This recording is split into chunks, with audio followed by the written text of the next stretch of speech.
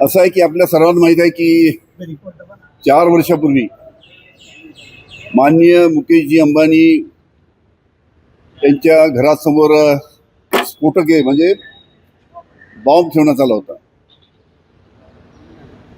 आणि याचा जे आम्ही तपास केला, ATSनी तपास केला, मी त्याच गृहमंत्री होतो.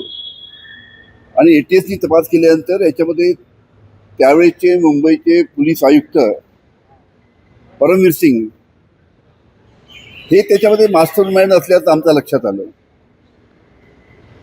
आणि त्याच्यानंतर मी गृहमंत्री म्हणून त्यांची एका कमी महत्त्वाच्या पदावर बदली केली.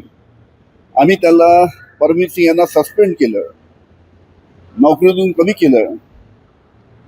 आणि त्याच्यानंतर त्यांनी माझ्यावर 100 कोटीचा आरोप केला.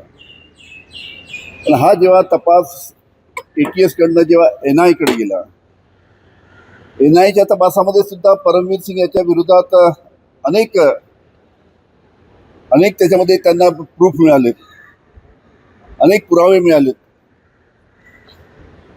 इवन एका आरोपीच्या जामिनाची केस जेव्हा हायकोर्टामध्ये गेली आणि मुंबई हायकोर्टाच्या न्यायाधीश माननीय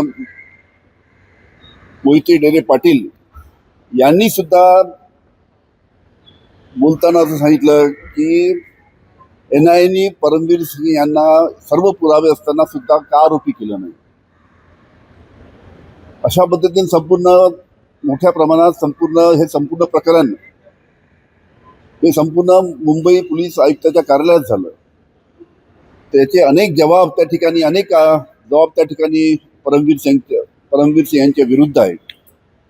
आणि इतके सगळे पुरावे परमवीर सिंगच्या विरुद्ध असताना सुद्धा NIने जी आता चार्जशीट दाखल केलेली आहे,